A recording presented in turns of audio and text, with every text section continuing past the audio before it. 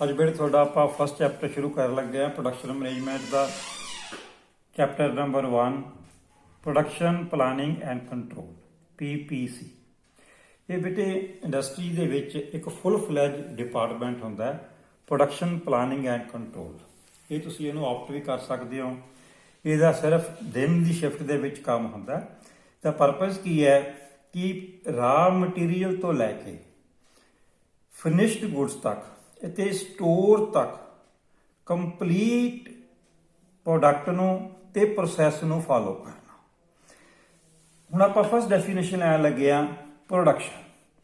Production means manufacturing or even conversion of raw material into finished or final goods by adding value addition to the production।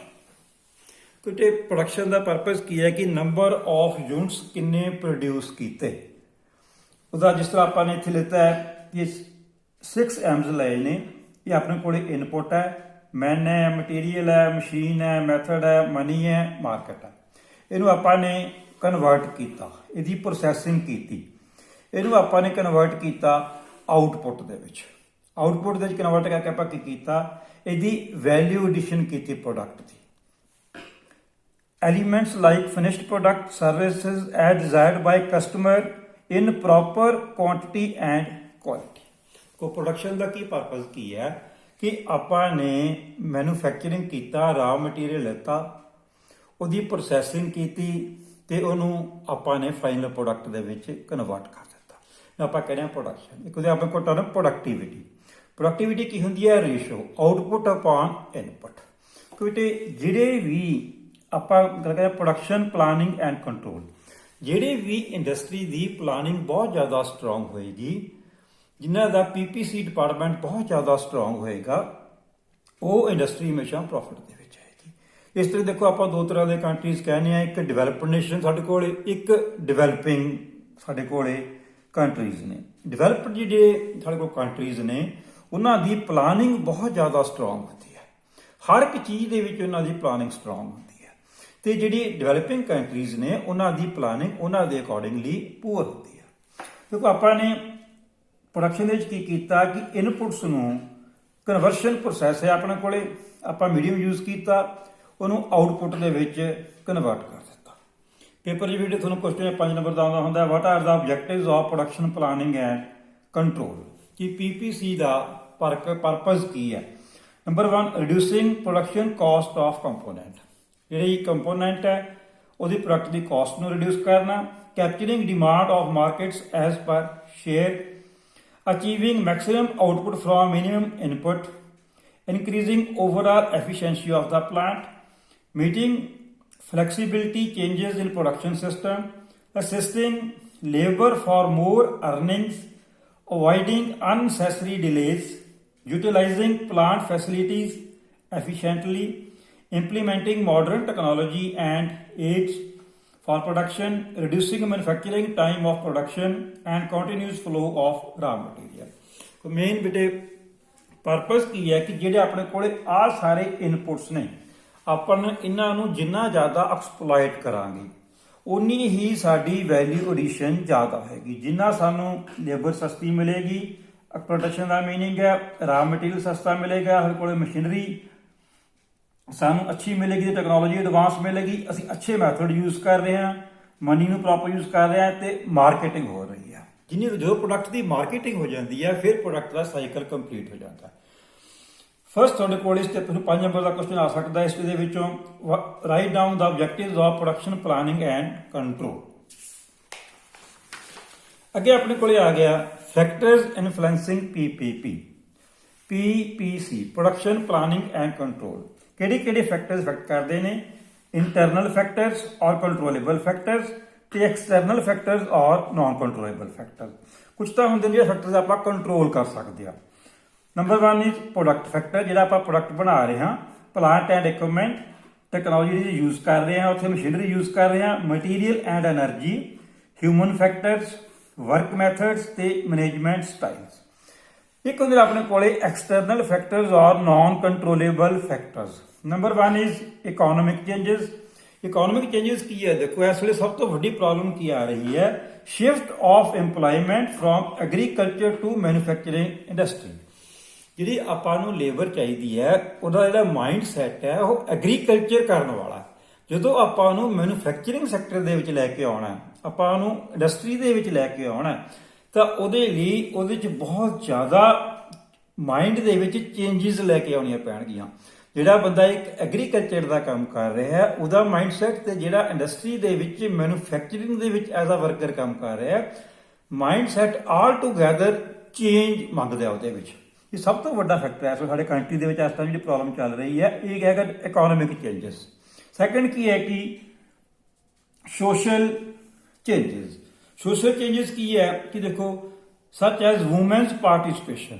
ਹੁਣ ਆਪਾਂ ਦੇਖ ਰਹੇ ਹਾਂ ਕਿ industry ਦੇ ਵਿੱਚ ਵੀ ਲੜਕੀਆਂ ਕੰਮ ਕਰ ਰਹੀਆਂ ਨੇ। ਆਪਾਂ ਪੈਟਰੋਲ ਪੰਪ ਤੇ ਜਾਂਦੇ ਹਾਂ, ਉੱਥੇ ਲੜਕੀਆਂ ਕਈ ਥਾਵਾਂ ਤੇ ਪੈਟਰੋਲ ਪਾ ਰਹੀਆਂ ਨੇ। ਹੋਟਲਸ ਦੇ ਵਿੱਚ ਜਾਂਦੇ ਹਾਂ, ਉੱਥੇ ਵੇਟਰ ਦਾ ਕੰਮ ਕਰ ਰਹੀਆਂ ਨੇ। ਸਾਡਾ ਹਜੇ ਤੱਕ ਜਿਹੜਾ ਮਾਈਂਡ ਹੈ ਉਹ ਥੋੜਾ ਜਿਹਾ ਇਹ ਸੋਚਦਾ ਕਿ ਹਰ ਕਿਤੇ ਬੰਦੇ ਹੀ ਕੰਮ ਕਰਨੇ ਚਾਹੀਦੇ ਨੇ।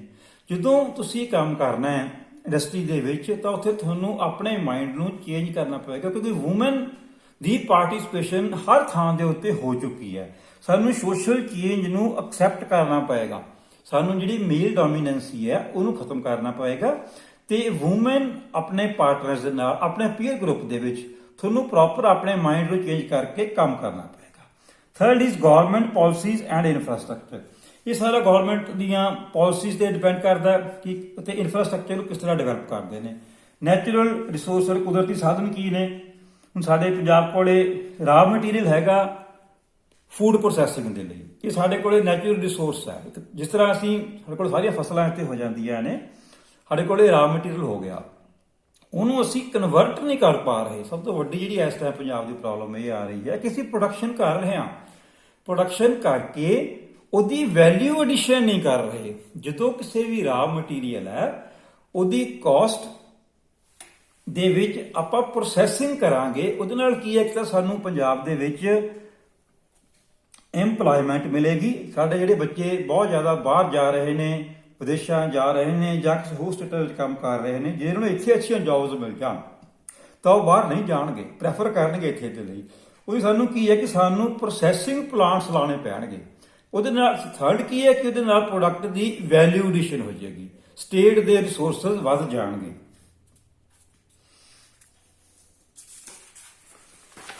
ਅੱਗੇ production system. Production system can be defined in framework of activities due to which the value can be created to input। तो पहला मैं एक्सप्लेन किया है कि अपने कोले इनपुट है। सपोज अपने कोले प्राइस हैगी इनपुट की, ਜਿਹੜੇ ਸਾਰੇ फैक्टर्स ने 10 रुपए प्राइस है, ਆਪਾਂ ਉਹਨੂੰ ਪ੍ਰੋਸੈਸਿੰਗ ਕੀਤੀ, ਆਊਟਪੁੱਟ ਆਪਾਂ ਉਹਦੀ 10 ਗੁਣਾ ਕਰਤੀ, 100 ਰੁਪਏ ਕਰਤੀ। ਇਨਪੁਟ ਸੀਗੀ, ਉਹਦੀ ਪ੍ਰੋਸੈਸਿੰਗ ਕੀਤੀ, ਉਹਦੀ ਜਿਹੜੀ ਆਊਟਪੁੱਟ ਹੈ ਉਹ 100 ਰੁਪਏ ਹੋ ਗਈ। ਆਪਾਂ ਨੇ 90 ਰੁਪਏ ਇਹਦੇ ਵਿੱਚ ਕਮਾਏ। ਦੇਖੋ ਕੀ ਹੈ, ਸਿਰਫ ਆਪਾਂ ਨੇ ਪ੍ਰੋਸੈਸਿੰਗ ਕੀਤੀ। ਪ੍ਰੋਸੈਸਿੰਗ ਕਰਨ ਨਾਲ ਇੱਕ ਤਾਂ ਸਾਡੇ ਇੰਪਲੋਇਮੈਂਟ ਇਨਕਰੀਜ਼ ਹੁੰਦੀ ਹੈ। ਸੈਕੰਡ ਕੀ ਹੈ ਕਿ ਸਾਡੇ ਜਿਹੜੇ ਪੰਜਾਬ ਦੇ ਬੱਚੇ ਨੇ ਉਹ ਪੰਜਾਬ ਦੇ ਵਿੱਚ ਹੀ ਰਹਿਣਗੇ। ਥਰਡ ਕੀ ਹੈ ਕਿ ਵੈਲਿਊ ਐਡੀਸ਼ਨ ਕਰਕੇ ਅਸੀਂ ਪ੍ਰੋਡਕਟ ਨੂੰ ਸੇਲ ਕਰ ਰਹੇ ਹਾਂ, ਉਹਦੇ ਨਾਲ ਸਟੇਟ ਗਵਰਨਮੈਂਟ ਨੂੰ ਵੀ ਤੇ ਸਾਰੇ ਲੋਕਾਂ ਨੂੰ ਫਾਇਦਾ ਹੁੰਦਾ ਉਸ ਚੀਜ਼ ਦਾ, ਕਿਉਂਕਿ ਉਹਦੇ ਨਾਲ ਕੀ ਹੈ ਵੈਂਡਰ ਡਿਵੈਲਪਮੈਂਟ ਹੋ ਜਾਂਦੀ ਹੈ। ਨਾਲ ਛੋਟੇ ਛੋਟੇ ਲੋਕੀ ਜਿਹਨਾਂ ਆਪਾਂ ਕਹਿੰਦੇ ਕਿ ਕੰਮ ਸ਼ੁਰੂ ਕਰ ਲੈਂਦੇ ਨੇ ਵੱਡੀ ਇੰਡਸਟਰੀ ਦੇ ਨਾਲ। ਪ੍ਰੋਡਕਸ਼ਨ ਸਿਸਟਮ ਕੰਟੀਨਿਊਸ ਪ੍ਰੋਡਕਸ਼ਨ ਔਰ ਫਲੋ ਪ੍ਰੋਡਕਸ਼ਨ, ਜਿਹਨੂੰ ਆਪਾਂ ਡਿਵਾਈਡ ਕਰਦੇ ਹਾਂ ਕਿ ਮਾਸ ਪ੍ਰੋਡਕਸ਼ਨ। ਮਾਸ ਪ੍ਰੋਡਕਸ਼ਨ ਕੀ ਹੈ ਕਿ ਕੋਈ ਇੱਕੋ ਹੀ ਤਰ੍ਹਾਂ ਦੀ ਪ੍ਰੋਡਕਸ਼ਨ ਬਹੁਤ ਜ਼ਿਆਦਾ ਬਲਕ ਕੁਆਂਟੀਟੀ ਦੇ ਵਿੱਚ ਆਪਾਂ ਪ੍ਰੋਡਿਊਸ ਕਰ ਰਹੇ ਹਾਂ। ਜਿਸ ਤਰ੍ਹਾਂ ਆਟੋਮੋਬਾਈਲ ਦੇ ਪਾਰਟਸ ਨੇ, ਬੋਲਟਸ ਨੇ, ਨਟਸ ਨੇ, ਕੁੱਕਰ ਪ੍ਰੋਡਿਊਸ ਬਣਾ ਰਹੇ ਹਾਂ ਆਪਾਂ, ਰੇਡੀਓਸ ਬਣਾ ਰਹੇ ਹਾਂ, ਇਲੈਕਟ੍ਰਿਕ ਲੈਂਪ ਬਣਾ ਰਹੇ ਹਾਂ। ਇੱਕੋ ਹੀ ਤਰ੍ਹਾਂ ਦੀ ਪ੍ਰੋਡਕਸ਼ਨ ਨੂੰ ਬਲਕ ਦੇ ਵਿੱਚ ਪ੍ਰੋਡਿਊਸ ਕਰ ਰਹੇ ਹਾਂ, ਉਹਨੂੰ ਆਪਾਂ ਕਹਿੰਦੇ ਹਾਂ ਮਾਸ ਪ੍ਰੋਡਕਸ਼ਨ। ਸੈਕੰਡ ਆਪਾਂ ਕਿਹਾ ਕਿ ਪ੍ਰੋਸੈਸ ਪ੍ਰੋਡਕਸ਼ਨ। ਦੇਖੋ ਪ੍ਰੋਸੈਸ ਕੀ ਹੈ ਕਿ ਪ੍ਰੋਸੈਸ ਦੇ ਮੁਤਾਬਕ ਹੁਣ ਆਪਣੇ ਕੋਲੇ ਪੇਪਰ ਮਿਲਸ ਨੇ, ਕੈਮੀਕਲ ਇੰਡਸਟਰੀਜ਼ ਨੇ, ਫਰਟੀਲਾਈਜ਼ਰ ਫੈਕਟਰੀਜ਼ ਨੇ, ਸੀਮੈਂਟ ਇੰਡਸਟਰੀਜ਼ ਨੇ, ਕਿ ਜਿਹੜਾ ਪ੍ਰੋਡਕਟ ਫਿਕਸ ਹੈ ਤੇ ਪ੍ਰੋਸੈਸ ਦੇ ਅਕੋਰਡਿੰਗਲੀ ਆਪਾਂ ਉਹਦਾ ਜਿਹੜਾ ਪ੍ਰੋਸੈਸ ਉੱਥੇ ਆਪਾਂ ਯੂਜ਼ ਕਰਨਾ ਹੈ ਉਹਦੇ ਅਕੋਰਡਿੰਗਲੀ ਆਪਾਂ ਨੇ ਇੰਡਸਟਰੀ ਨੂੰ ਡਿਜ਼ਾਈਨ ਕਰ ਲਿਆ। ਥਰਡ ਆਪਣੇ ਕੋਲੇ ਆ ਗਿਆ ਅਸੈਂਬਲੀ ਲਾਈਨਸ। ਅਸੈਂਬਲੀ ਲਾਈਨਸ ਦਾ ਪਰਪਸ ਕੀ ਹੁੰਦੀ ਆ ਕਿ ਰਾ ਮਟੀਰੀਅਲ ਪਹਿਲਾਂ ਸਾਰੀਆਂ ਸ਼ਾਪਸ ਦੇ ਵਿੱਚ ਜਾਂਦਾ, ਸ਼ਾਪਸ ਦੇ ਵਿੱਚੋਂ ਕੰਪਲੀਸ਼ਨ ਤੋਂ ਬਾਅਦ ਉਹ ਅਸੈਂਬਲੀ ਲਾਈਨ ਉੱਤੇ ਆ ਜਾਂਦਾ। ਆਪਾਂ ਇੱਥੇ ਅਸੈਂਬਲੀ ਲਾਈਨ ਡਰਾ ਕੀਤੀ ਹੈ। ਸਪੋਜ਼ ਆ ਲਾਈਨ 1 ਹੈ, ਇੱਥੇ ਇੱਕ ਕੰਪੋਨੈਂਟ ਆਇਆ, ਇੱਥੇ ਲਾਈਨ 2 ਦੇ ਵਿੱਚ 2 ਕੰਪੋਨੈਂਟ ਆਏ, ਇਹਨਾਂ ਨੂੰ ਆਪਾਂ ਅਸੈਂਬਲ ਕਰਕੇ ਪਾਰਟ ਇੱਕ ਬਣਾਤਾ ਇਹਦੇ ਵਿੱਚ। ਇੱਥੇ ਫਿਰ ਲਾਈਨ 3 ਦੇ ਵਿੱਚ ਇੱਕ ਪਾਰਟ ਆਇਆ, ਲਾਈਨ 4 ਦੇ ਵਿੱਚ ਆਇਆ, ਆਪਾਂ ਨੂੰ ਕਰਕੇ ਪਾਰਟ 2 ਬਣਾਤਾ। ਫਿਰ ਲਾਈਨ 5 ਹੈ ਤੇ ਲਾਈਨ 6 ਹੈ, ਆਪਾਂ ਇਹਨਾਂ ਨੂੰ ਐਡ ਕਰਕੇ ਪਾਰਟ 3 ਬਣਾਤਾ। ਇਹ ਸਾਰਿਆਂ ਨੂੰ ਆਪਾਂ ਇੱਥੇ ਜਾ ਕੇ ਕੰਬਾਈਨ ਕਰਕੇ ਫਿਨਿਸ਼ਡ ਪ੍ਰੋਡਕਟ ਦੇ ਵਿੱਚ ਕੰਮ ਕਰਤਾ। ਅਸੈਂਬਲੀ ਲਾਈਨ ਦਾ ਪਰਪਸ ਹੀ ਇਹ ਹੈ ਕਿ ਆਪਣੇ ਕੋਲੇ ਜਿੰਨੇ ਵੀ ਕੰਪੋਨੈਂਟਸ ਡਿਫਰੈਂਟ ਸ਼ਾਪਸ ਦੇ ਵਿੱਚੋਂ ਪ੍ਰੋਡਿਊਸ ਹੋ ਕੇ ਆ ਰਹੇ ਨੇ ਉਹਨਾਂ ਨੂੰ ਅਸੈਂਬਲ ਕਰਨਾ, ਉਹਨਾਂ ਨੂੰ ਫਿਨਿਸ਼ਡ ਪ੍ਰੋਡਕਟ ਦੇ ਵਿੱਚ ਚੇਂਜ ਕਰ ਦੇਣਾ, ਤਾਂ ਕਿ ਉਸ ਪ੍ਰੋਡਕਟ ਨੂੰ ਫਿਰ ਆਪਾਂ ਸਟੋਰਸ ਦੇ ਵਿੱਚ ਭੇਜਦੇ ਹਾਂ ਤਾਂ ਕਿ ਉਹਨੂੰ ਆਪਾਂ ਮਾਰਕੀਟਿੰਗ ਦੇ ਲਈ ਯੂਜ਼ ਕਰ ਸਕੀਏ। ਇਹ ਅੱਗੇ ਆਪਣੇ ਕੋਲੇ ਫਸਟ ਸੀ ਮਾਸ ਪ੍ਰੋਡਕਸ਼ਨ। ਮਾਸ ਪ੍ਰੋਡਕਸ਼ਨ ਕੀ ਹੈ ਕਿ ਬਲਕ ਮਟੀਰੀਅਲ ਨੂੰ ਪ੍ਰੋਡਿਊਸ ਕਰਨਾ ਹੈ। ਪ੍ਰੋਸੈਸ ਪ੍ਰੋਡਕਸ਼ਨ ਕੀ ਹੈ, ਪ੍ਰੋਸੈਸ ਦੇ ਮੁਤਾਬਕ ਆਪਾਂ ਇੰਡਸਟਰੀ ਲਾਈ ਹੈ। ਅਸੈਂਬਲੀ ਲਾਈਨਸ ਕੀ ਹੈ, ਜਿੱਥੇ ਆਪਾਂ ਪਾਰਟਸ ਨੂੰ ਅਸੈਂਬਲ ਕਰ ਰਹੇ ਹਾਂ। ਨੈਕਸਟ ਹੈ ਆਪਣੇ ਕੋਲ ਆ ਗਈ ਇੰਟਰਮੀਡੀਏਟ ਪ੍ਰੋਡਕਸ਼ਨ, ਜੌਬ ਪ੍ਰੋਡਕਸ਼ਨ ਔਰ ਬੈਚ ਪ੍ਰੋਡਕਸ਼ਨ। ਕਿ ਜੌਬ ਦੇ ਮੁਤਾਬਕ ਜਿਹੜੀ ਆਪਣੇ ਕੋਲ ਜੌਬ ਹੈ, ਜੌਬ ਦੇ ਮੁਤਾਬਕ ਤੇ ਬੈਚ ਦੇ ਮੁਤਾਬਕ। ਦੇਖੋ ਜੌਬ ਦੇ ਮੁਤਾਬਕ ਕੀ ਹੈ ਕਿ ਤੁਹਾਨੂੰ ਸਪੈਸੀਫਿਕ ਜੌਬ ਦਾ ਕੋਈ ਆਰਡਰ ਹੈ, ਤੁਸੀਂ ਤੁਹਾਡੀ ਇੰਡਸਟਰੀ ਹੈ ਜਿਹੜੀ ਉਹ ਬਾਇਲਰ ਮੈਨੂਫੈਕਚਰਿੰਗ ਕਰ ਰਹੀ ਹੈ, ਕੁਝ ਬਿਲਡਿੰਗਾਂ ਦਾ ਕੰਮ ਕਰ ਰਹੀ ਹੈ ਤੇ 에ਅਰਕ੍ਰਾਫਟ ਬਿਲਡਿੰਗ ਦਾ ਕੰਮ ਕਰ ਰਹੀ ਹੈ। ਸਪੈਸੀਫਿਕ ਜੌਬਸ ਨੇ, ਕੁਝ ਇੰਡਸਟਰੀਜ਼ ਜਿਹੜੀਆਂ ਹੁੰਦੀਆਂ ਨੇ ਉਹ ਸਪੈਸੀਫਿਕ ਪਾਰਟਿਕੂਲਰ ਉਸ ਜੌਬ ਦੇ ਨਾਲ ਰਿਲੇਟਡ ਹੀ ਕੰਮ ਕਰ ਰਹੀਆਂ ਹੁੰਦੀਆਂ ਨੇ। ਅੱਗੇ ਆਪਣੇ ਕੋਲੇ ਆ ਗਿਆ ਬੈਚ ਪ੍ਰੋਡਕਸ਼ਨ। ਜਿਸ ਤਰ੍ਹਾਂ ਅੱਜ ਦੇ ਟਾਈਮ ਦੇ ਵਿੱਚ ਕੀ ਹੈ, ਇੰਡਸਟਰੀਜ਼ ਆਰਡਰ ਲੈ ਲੈਂਦੀਆਂ ਨੇ, ਜਿਹੜੀ ਮਸ਼ੀਨਰੀ ਉਹਨਾਂ ਕੋਲੇ ਆਪਣੇ ਕੋਲੇ ਹੁੰਦੀ ਹੈ ਉਹਨਾਂ ਨੇ ਜਿਸ ਤਰ੍ਹਾਂ ਮਿਲਿੰਗ ਸੈਕਸ਼ਨ ਅਲੱਗ ਕਰ ਲਿਆ, ਵੈਲਡਿੰਗ ਸੈਕਸ਼ਨ ਅਲੱਗ ਕਰ ਲਿਆ, ਪ੍ਰੈਸ ਸ਼ਾਪ ਅਲੱਗ ਕਰ ਲਈ, ਮਸ਼ੀਨ ਸ਼ਾਪ ਅਲੱਗ ਕਰ ਲਈ। ਬੈਚਸ ਦੇ ਵਿੱਚ ਪ੍ਰੋਡਿਊਸ ਕਰਨਾ ਹੈ, ਕੁਝ ਕੰਮ ਆਪ ਕਰ ਲਿਆ, ਕੁਝ ਕੰਮ ਬਾਹਰੋਂ ਕਰਾ ਲਿਆ, ਤੇ ਹਰ ਇੱਕ ਆਰਡਰ ਨੂੰ ਉਹ ਲੈ ਲੈਂਦੇ ਨੇ ਤੇ ਉਹਨੂੰ ਫਿਨਿਸ਼ਡ ਗੁੱਡਸ ਦੇ ਵਿੱਚ ਕਨਵਰਟ ਕਰਕੇ ਕੁਝ ਆਪਣੀ ਮਸ਼ੀਨਰੀ ਯੂਜ਼ ਕਰਕੇ ਤੇ ਕੁਝ ਬਾਹਰੋਂ ਯੂਜ਼ ਕਰਕੇ ਪ੍ਰੋਡਕਟ ਨੂੰ ਫਾਈਨਲ ਕਰਕੇ ਕੰਪਨੀਆਂ ਨੂੰ ਵਾਪਸ ਕਰ ਦਿੰਦੇ ਨੇ। ਆਪਣੇ ਕੋਲ ਫਰਨੀਚਰ ਦਾ ਕੋਈ ਆਰਡਰ ਆ ਗਿਆ, ਕੋਈ ਪ੍ਰਿੰਟਿੰਗ ਦਾ ਕੰਮ ਆ ਗਿਆ, ਕੋਈ ਮਿਲਿੰਗ ਮਸ਼ੀਨਸ ਦਾ ਕੰਮ ਆ ਗਿਆ, ਕੋਈ ਵੀ ਆਪਣੇ ਕੋਲ ਡਿਫਰੈਂਟ ਬੈਚਸ ਦੇ ਵਿੱਚ ਕੰਮ ਆਇਆ। In this system the identical products are produced in a small quantity. After one batch of particular product produced, another batch of similar product is produced. ਆਪਾਂ ਬੈਚਸ ਦੇ ਵਿੱਚ ਕੰਮ ਕਰ ਰਹੇ ਹਾਂ, ਆਪਾਂ ਨੇ ਸੈਕਸ਼ਨਸ ਨੂੰ ਅਲੱਗ-ਅਲੱਗ ਕਰ ਲਿਆ। ਨੈਕਸਟ ਅੱਗੇ ਆਪਣੇ ਕੋਲੇ ਆ ਗਿਆ ਪ੍ਰੋਸੈਸ ਪਲਾਨਿੰਗ। ਪ੍ਰੋਸੈਸ ਮੀਨ ਜਿਹੜਾ ਆਪਾਂ ਸੀਕੁਐਂਸ ਆਫ ਆਪਰੇਸ਼ਨਸ ਕਰ ਰਹੇ ਹਾਂ, ਜਿਹੜਾ ਆਪਾਂ ਪ੍ਰੋਸੈਸ ਯੂਜ਼ ਕਰ ਰਹੇ ਹਾਂ, ਸੀਕੁਐਂਸ ਯੂਜ਼ ਕਰ ਰਹੇ ਹਾਂ, ਉਹਦੀ ਆਪਾਂ ਕਿਸ ਤਰ੍ਹਾਂ ਪਲਾਨਿੰਗ ਕਰਨੀ ਆ। ਸਿਲੈਕਸ਼ਨ ਆਫ ਪ੍ਰੋਸੈਸ, ਜਿਹੜਾ ਆਪਾਂ ਪ੍ਰੋਸੈਸ ਫਾਲੋ ਕਰਨਾ ਹੈ। ਸੈਕੰਡ, ਸਿਲੈਕਸ਼ਨ ਆਫ ਮਟੀਰੀਅਲ, ਜਿਹੜਾ ਰਾ ਮਟੀਰੀਅਲ ਅਸੀਂ ਯੂਜ਼ ਕੀਤਾ ਉਹਦੀ ਸਿਲੈਕਸ਼ਨ ਕਰਨੀ ਹੈ। Selection of machines, tools, equipments, jigs and fixtures. Sequence of operations, ਕਿ ਕਿਹੜਾ operation first, second, third, fourth. ਅੱਗੇ ਗ੍ਰੇਡ ਆਫ ਵਰਕਮੈਨ ਰਿਕੁਆਇਰਡ, ਕਿ ਕਿਹੜਾ ਲੈਵਲ ਵਰਕਮੈਨ ਦਾ, ਕਿ ਸਕਿਲਡ ਮੈਨ ਪਾਵਰ ਉਹਦੇ ਤੇ ਕੰਮ ਕਰੇਗਾ ਕਿ ਸੈਮੀ ਸਕਿਲਡ ਕਰੇਗਾ ਕਿ ਅਨਸਕਿਲਡ ਕਰੇਗਾ। ਇਸ ਕਿਉਂਕਿ ਜੇ ਆਪਾਂ ਨੂੰ ਬਹੁਤ ਜ਼ਿਆਦਾ ਪ੍ਰੈਸੀਜਨ ਵਰਕ ਚਾਹੀਦਾ, ਐਕੂਰੇਸੀ ਚਾਹੀਦੀ ਹੈ, ਤਾਂ ਆਪਾਂ ਸਕਿਲਡ ਵਰਕਰ ਤੋਂ ਕੰਮ ਕਰਾਵਾਂਗੇ। ਟਾਈਮ ਰਿਕੁਆਇਰਡ ਫॉर ਈਚ ਆਪਰੇਸ਼ਨ, ਆਪਾਂ ਪੜਾਂਗੇ ਸਾਰਾ ਵਰਕ ਸਟੱਡੀ ਦੇ ਵਿੱਚ। ਇਹ ਹਰ ਇੱਕ ਆਪਰੇਸ਼ਨ ਦੇ ਲਈ ਟਾਈਮ ਫਿਕਸ ਹੈ ਕਿ ਉਹਨੇ ਚਿਰ ਦੇ ਵਿੱਚ ਉਸ ਆਪਰੇਸ਼ਨ ਨੂੰ ਆਪਾਂ ਨੇ ਕੰਪਲੀਟ ਕਰਨਾ ਹੈ।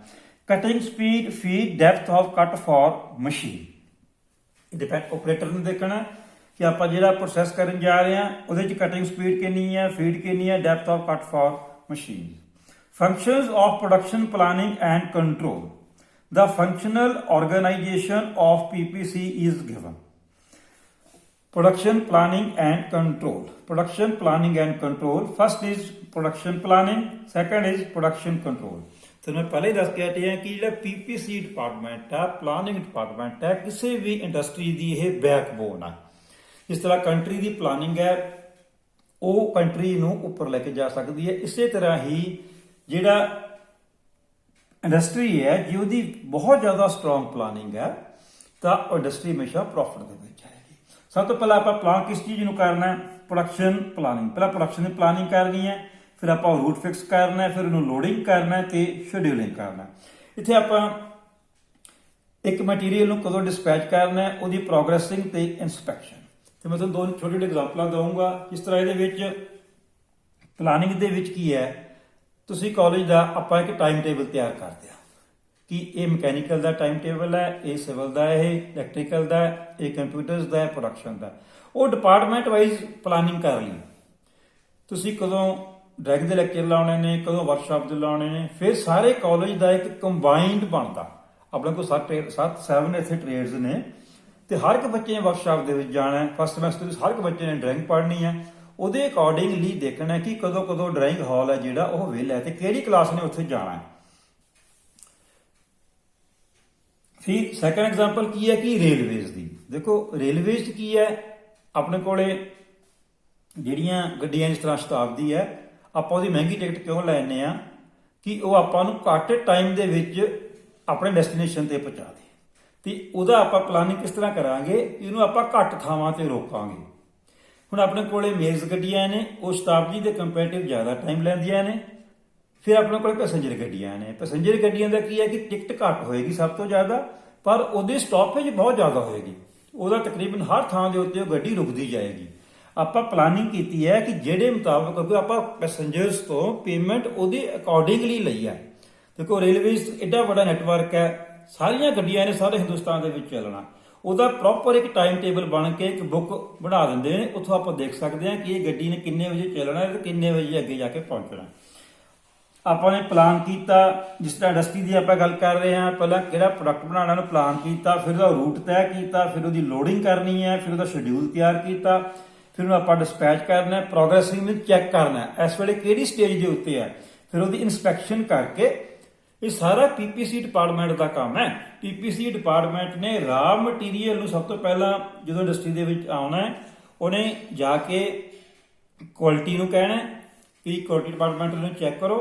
ਉਸ ਤੋਂ ਬਾਅਦ ਉਹਨੇ ਸਾਰਾ ਮਟੀਰੀਅਲ ਪੀਪੀਸੀ ਦਾ ਜਿਹੜਾ ਬੰਦਾ ਹੈ ਉੱਥੇ ਕੰਮ ਕਰ ਰਿਹਾ, ਜਿਹੜਾ ਉੱਥੇ ਇੰਜੀਨੀਅਰ ਕੰਮ ਕਰ ਰਿਹਾ, ਜੂਨੀਅਰ ਇੰਜੀਨੀਅਰ ਕੰਮ ਕਰ ਰਿਹਾ, ਉਹਨੇ ਹਰ ਇੱਕ ਸ਼ਾਪ ਦੇ ਵਿੱਚ ਸਵੇਰੇ ਆ ਕੇ ਪਹਿਲਾਂ ਇੱਕ ਚੱਕਰ ਲਾਉਣਾ। ਉਹਨੇ ਸਾਰੇ ਰੈਕਸ ਦੇ ਵਿੱਚ ਦੇਖਣਾ ਕਿ ਅੱਜ ਕਿਹੜੀ ਪ੍ਰੋਡਕਸ਼ਨ ਹੋਣੀ ਹੈ, ਇਹਦੇ ਲਈ ਕਿਹੜੇ ਕਿਹੜੇ ਕੰਪੋਨੈਂਟਸ ਚਾਹੀਦੇ ਨੇ ਤੇ ਕਿੰਨੇ ਕੰਪੋਨੈਂਟ ਸ਼ਾਰਟ ਨੇ ਕਿੰਨੇ। ਫਿਰ ਉਹ ਸਟੋਰ ਦੇ ਵਿੱਚ ਜਾਂਦਾ, ਸਟੋਰ ਦੇ ਵਿੱਚੋਂ ਉਹਨੇ ਕੰਪੋਨੈਂਟਸ ਨੂੰ ਇਸ਼ੂ ਕਰਾਉਂਦਾ ਤੇ ਟਰਾਲੀਜ਼ ਦੇ ਵਰਕ ਲੋਡ ਕਰਾ ਕੇ ਵਰਕ ਸਟੇਸ਼ਨ ਦੇ ਉੱਤੇ ਪਹੁੰਚਾ ਦਿੰਦਾ। ਫਿਰ ਇਸ ਤੋਂ ਬਾਅਦ ਆ ਜਾਂਦੀ ਹੈ ਸ਼ਾਰਟੇਜ। ਉਹ ਸ਼ਾਰਟੇਜ ਨੂੰ ਲਿਖ ਕੇ ਆਪਣੇ ਪਰਚੇਜ਼ ਡਿਪਾਰਟਮੈਂਟ ਰਿਕੁਜੀਸ਼ਨ ਭੇਜ ਦਿੰਦੇ ਨੇ, ਉਹ ਫਿਰ ਫਰਦਰ ਅੱਗੇ ਪਰਚੇਜ਼ ਕਰਦਾ। ਇਹ ਡਿਪਾਰਟਮੈਂਟ ਇੰਡਸਟਰੀਅਲ ਇੰਜੀਨੀਅਰਿੰਗ ਡਿਪਾਰਟਮੈਂਟ ਤੇ ਪੀਪੀਸੀ ਡਿਪਾਰਟਮੈਂਟ, ਇਹ ਬੜੇ ਅੱਛੇ ਡਿਪਾਰਟਮੈਂਟ ਹੁੰਦੇ ਨੇ। ਇੱਕ ਤਾਂ ਇਹਦੀ ਜਨਰਲ ਸ਼ਿਫਟ ਹੁੰਦੀ ਹੈ। ਬਸ ਇਹਦੇ ਵਿੱਚ ਇਹ ਹੈ ਕਿ ਤੁਹਾਨੂੰ ਕਦੇ ਅਸੈਂਬਲੀ ਲਾਈਨ ਰੁਕਣੀ ਨਹੀਂ ਚਾਹੀਦੀ। ਤੁਹਾਨੂੰ ਇਹ ਨਾ ਹੋਵੇ ਕਿ ਤੁਹਾਨੂੰ ਕੋਈ ਕੰਪੋਨੈਂਟ ਕਰਕੇ ਪ੍ਰੋਡਕਟ ਦੀ ਅਸੈਂਬਲੀ ਲਾਈਨ ਰੁਕ ਜਾਏ, ਫਿਰ ਪੀਪੀਸੀ ਦੇ ਉੱਤੇ ਐਕਸ਼ਨ ਲੈਂਦੇ ਨੇ। ਪਰ ਇਹ ਹੈ ਕਿ ਰੂਟੀਨ ਦੇ ਵਿੱਚ ਇਹ ਡਿਪਾਰਟਮੈਂਟ ਬੜਾ ਅੱਛਾ ਡਿਪਾਰਟਮੈਂਟ ਹੁੰਦਾ ਹੈ। ਆਪਣੇ ਕੋਲ ਆ ਗਿਆ ਕਿ ਪ੍ਰੋਡਕਸ਼ਨ ਪਲਾਨਿੰਗ ਐਂਡ ਕੰਟਰੋਲ, ਇਹਦੀਆਂ ਡਿਊਟੀਜ਼ ਕੀ ਨੇ, ਇਹਦੀਆਂ ਰਿਸਪੌਂਸਿਬਿਲਿਟੀਜ਼ ਕੀ ਨੇ। ਇਹ ਕੁਐਸਚਨ ਪੇਪਰ ਦੇ ਵਿੱਚ ਆਉਂਦਾ ਹੁੰਦਾ। What are the functions of production, right down the functions of production planning and control department.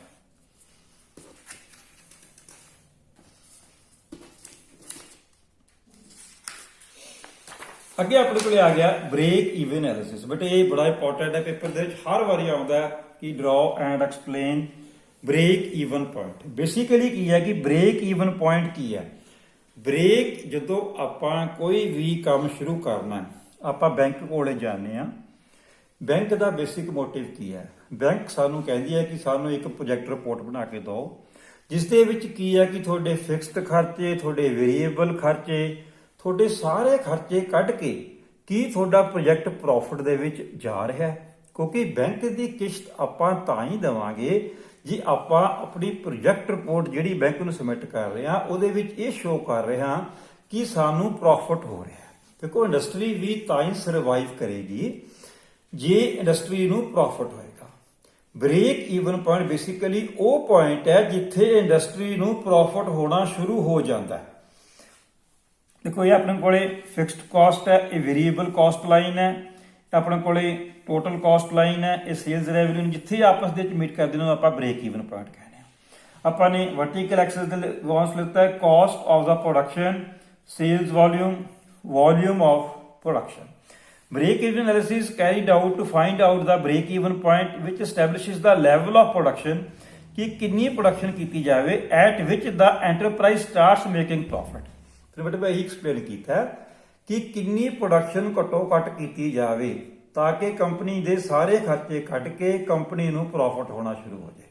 जे तुसीं बैंक लोन भी लैना है, बैंक ने भी यही कहना कि पहले सानूं अपने प्रोजेक्ट रिपोर्ट दे विच ब्रेक ईवन पॉइंट कट के दो। ये दसो कि तुहाडे सारे ਫਿਕਸਡ ਖਰਚੇ, ਵੇਰੀਏਬਲ ਖਰਚੇ, ਟੋਟਲ ਖਰਚੇ ਕੱਢ ਕੇ ਸਾਡੀ ਕਿਸ਼ਤ ਦੇਣ ਜੋਗੇ ਪੈਸੇ ਉਹਦੇ ਕੋਲ ਹੈਗੇ ਨੇ। ਹੈਲਪਸ ਟੂ ਡਿਸਾਈਡ ਦਾ production level, tendering, quantity, discount, pricing, break even point is and to arrive the final decision for entrepreneurs. Applications of break even analysis, it helps to make investment decisions ਤਾਂ ਕਿ ਆਪਾਂ investment ਕਿੰਨੀ ਕਰਨੀ ਹੈ ਉਹਦੇ ਵਿੱਚ, ਕੰਮ ਨੂੰ ਸ਼ੁਰੂ ਕਰੀਏ ਕਿ ਨਾ ਕਰੀਏ, ਕਿ ਇਹ ਨਾ ਹੋਵੇ ਪ੍ਰੋਡਕਟ ਜਿਹੜਾ ਮਾਰਕੀਟ 'ਚ ਆਲਰੇਡੀ ਸਸਤਾ ਮਿਲ ਰਿਹਾ ਹੋਵੇ ਤਾਂ ਆਪਾਂ ਨੂੰ ਹੋ ਸਕਦਾ ਕਿ ਬਾਏ ਕਰਨਾ ਪਵੇ, ਆਪਾਂ ਇਕੱਲੀ ਮਾਰਕੀਟਿੰਗ ਕਰੀਏ ਉਹਦੀ। Production level to optimise profit, it helps to make or buy decision ਕਿ ਪ੍ਰੋਡਕਟ ਨੂੰ ਬਣਾਉਣਾ ਹੈ ਕਿ ਉਹਨੂੰ ਖਰੀਦਣਾ ਹੈ। It helps to fix product price, ਇਹ ਪ੍ਰੋਡਕਟ ਦੀ ਪ੍ਰਾਈਸ ਕਿੰਨੀ ਰੱਖੀ ਜਾਵੇ ਤਾਂ ਕਿ ਸਾਨੂੰ ਪ੍ਰੋਫਿਟ ਆਉਣਾ ਸ਼ੁਰੂ ਹੋ ਜਾਏ। Profitability at various levels of production, ਹਰ ਇੱਕ ਸਟੈਪ ਦੇ ਉੱਤੇ ਆਪਾਂ ਚਾਹੇ ਲੇਬਰ ਹੈ, ਚਾਹੇ ਆਪਣੇ ਕੋਲੇ ਰਾਅ ਮਟੀਰੀਅਲ ਹੈ, ਚਾਹੇ ਸਾਡੇ ਕੋਲੇ ਮਸ਼ੀਨਰੀ ਹੈ, ਚਾਹੇ ਅਸੀਂ ਮਾਰਕੀਟਿੰਗ ਕਰ ਰਹੇ ਹਾਂ, ਹਰ ਲੈਵਲ ਦੇ ਉੱਤੇ ਆਪਾਂ ਦੇਖਣਾ ਕੰਪਨੀ ਨੂੰ ਕੀ ਪ੍ਰੋਫਿਟ ਹੋ ਰਿਹਾ ਹੈ। ਅੱਗੇ ਗੈਂਟ ਚਾਰਟ ਹੈ, ਇਹ ਪੇਪਰ ਦੇ ਵਿੱਚ ਹਰ ਵਾਰੀ ਬਿਟਿਆ ਆਉਂਦਾ ਹੁੰਦਾ ਪੇਪਰ ਦੇ ਵਿੱਚ, ਜਿਸ ਤਰ੍ਹਾਂ ਬ੍ਰੇਕ ਈਵਨ ਪੁਆਇੰਟ ਦਾ ਇਹ ਵੀ ਤੁਹਾਨੂੰ 5 ਨੰਬਰ ਦੇ ਕੁਐਸਚਨ ਦੇ ਵਿੱਚ ਆ ਜਾਂਦਾ ਹੁੰਦਾ। ਗੈਂਟ ਚਾਰਟ, ਗੈਂਟ ਚਾਰਟ ਦੇ ਵਿੱਚ ਕੀ ਹੈ ਦੇਖੋ ਬੇਟੇ, ਆਪਾਂ ਸਿੰਪਲ ਇੱਕ ਚਾਰਟ ਡਰਾ ਕੀਤਾ, ਇਹਦੇ 'ਚ ਆਪਾਂ ਲਿਖਿਆ ਕਿ ਪ੍ਰੋਡਕਟ ਨੰਬਰ, ਸਪੋਜ਼ ਆਪਣੇ ਕੋਲ ਪ੍ਰੋਡਕਟ X ਹੈ, ਉਹਦੇ ਆਪਾਂ 2400 ਕੰਪੋਨੈਂਟ ਪ੍ਰੋਡਿਊਸ ਕਰਨੇ ਨੇ 3 ਮਹੀਨੇ ਦੇ ਵਿੱਚ, ਜਨਵਰੀ, ਫੈਬਰਰੀ, ਮਾਰਚ। ਇੱਥੇ ਦੇਖੋ ਆਪਾਂ ਨੇ ਇੱਕ ਆਹ ਸ਼ੋ ਕੀਤੀ ਹੈ, ਆਹ ਲਾਈਨਾਂ ਸ਼ੋ ਕੀਤੀਆਂ ਨੇ ਆਪਾਂ ਨੇ ਕਿ ਪਲਾਂਟ ਲੇਆਊਟ। ਪਲਾਂਟ ਲੇਆਊਟ ਕੀ ਹੈ, ਆਪਾਂ ਸਿੰਪਲ ਇੱਕ ਸਟ੍ਰੈਟਜੀ ਯੂਜ਼ ਕੀਤੀ ਹੈ ਕਿ ਇਹਨੂੰ 3 ਮਹੀਨੇ ਨੇ, ਇਹਨੂੰ ਕਰਤਾ 3 ਨਾਲ ਡਿਵਾਈਡ, 800 ਜਿਹੜੇ ਕੰਪੋਨੈਂਟ ਨੇ ਪ੍ਰੋਡਿਊਸ ਕਰਾਂਗੇ ਜਨਵਰੀ ਦੇ ਵਿੱਚ। ਦੇਖੋ ਜਨਵਰੀ ਦੇ ਦਿਨ ਹੁੰਦੇ ਨੇ 31 ਤੇ ਵੀਕਐਂਡ ਦੇ ਉੱਤੇ ਰੈਸਟ ਵੀ ਆਉਣਾ ਤੇ 4 ਰੈਸਟਸ ਵੀ ਆਉਣੀਆਂ ਨੇ। ਫੈਬਰਰੀ ਦੇ ਵਿੱਚ ਦਿਨ ਹੁੰਦੇ ਨੇ 28, ਇਹਦੇ ਵਿੱਚ ਵੀ ਆਪਾਂ 800 ਕੰਪੋਨੈਂਟ ਪ੍ਰੋਡਿਊਸ ਕਰਾਂਗੇ ਤੇ ਮਾਰਚ ਦੇ ਦਿਨ ਹੁੰਦੇ ਨੇ 31, ਇਹਦੇ ਵਿੱਚ ਵੀ ਆਪਾਂ 800 ਕੰਪੋਨੈਂਟ ਪ੍ਰੋਡਿਊਸ ਕਰਾਂਗੇ। ਇੱਕ ਤਾਂ ਆਪਣੇ ਕੋਲੇ ਮੈਥਡ ਇਹ ਹੈ। ਦੇਖੋ ਇਹਦੇ ਵਿੱਚ ਕੀ ਹੈ, ਜਦੋਂ ਆਪਾਂ ਇੰਡਸਟਰੀ ਦੇ ਵਿੱਚ ਕੰਮ ਕਰ ਰਹੇ ਹਾਂ, ਕਈ ਵਾਰੀ ਕੀ ਹੈ ਪਿੱਛੋਂ ਰਾਅ ਮਟੀਰੀਅਲ ਦੀ ਸ਼ਾਰਟੇਜ ਹੋਊਗੀ, ਕੋਈ ਆਪਰੇਟਰ ਛੁੱਟੀ ਕਰ ਗਿਆ, ਕੋਈ ਪਾਵਰ ਫੇਲਿਅਰ ਹੋ ਗਈ, ਕੋਈ ਇੰਡਸਟਰੀ ਦੇ ਵਿੱਚ ਇੱਕਦਮ ਮੇਜਰ ਮਸ਼ੀਨਰੀ ਦੀ ਬ੍ਰੇਕਡਾਊਨ ਹੋ ਗਈ। ਪਰ ਜਦੋਂ ਜਿਹਨੂੰ ਆਪਾਂ ਆਰਡਰ ਸਪਲਾਈ ਕਰਨਾ ਹੈ, ਉਹਦੇ ਨਾਲ ਆਪਾਂ ਕੀਤਾ ਹੈ ਕਿ ਤੁਹਾਨੂੰ ਅਸੀਂ 31 ਮਾਰਚ ਤੱਕ 2400 ਪੀਸ ਦੇਣਾ। ਇਹਦੇ ਲਈ ਕੀ ਹੈ ਕਿ ਆਪਾਂ ਸਟਾਰਟ ਦੇ ਵਿੱਚ ਇਹ ਸਾਰੇ ਫੈਕਟਰਸ ਨੂੰ ਧਿਆਨ ਵਿੱਚ ਰੱਖਦੇ ਹੋਏ ਕਿ ਆਪਾਂ ਸਟਾਰਟ ਦੇ ਵਿੱਚ ਪਹਿਲਾਂ ਪ੍ਰੋਡਕਸ਼ਨ ਨੂੰ ਥੋੜਾ ਜਿਹਾ ਫਾਸਟ ਕਰਦੇ ਹਾਂ, ਜਨਵਰੀ ਦੇ ਵਿੱਚ ਫਾਸਟ ਕਰਦੇ ਹਾਂ, ਫੈਬਰਰੀ ਦੇ ਵਿੱਚ ਤਾਂ ਆਪਾਂ ਸੋਚ ਕੇ ਚੱਲਦੇ ਹਾਂ ਕਿ ਅਸੀਂ ਤਕਰੀਬਨ 20 ਮਾਰਚ ਤੱਕ ਆਪਣੀ ਪ੍ਰੋਡਕਸ਼ਨ ਨੂੰ ਕੰਪਲੀਟ ਕਰ ਲਈਏ। ਹੁਣ ਆਪਾਂ ਉਹਨੂੰ 31 ਮਾਰਚ ਨੂੰ ਸਪਲਾਈ ਕਰਨੀ ਹੈ ਤਾਂ ਆਪਾਂ ਵੈਂਡਰ ਨੂੰ, ਜਿਹੜੇ ਵੀ ਇੰਡਸਟਰੀ ਨੂੰ ਆਪਾਂ ਸਪਲਾਈ ਕਰਨਾ ਹੈ, ਉਹਨੂੰ ਫੋਨ ਕਰਕੇ 30 ਤਰੀਕ ਨੂੰ ਕਿ ਸਰ ਤੁਹਾਡਾ ਸਾਰਾ ਸਮਾਨ ਤਿਆਰ ਹੈ ਕਿ ਅਸੀਂ ਭੇਜ ਦਈਏ।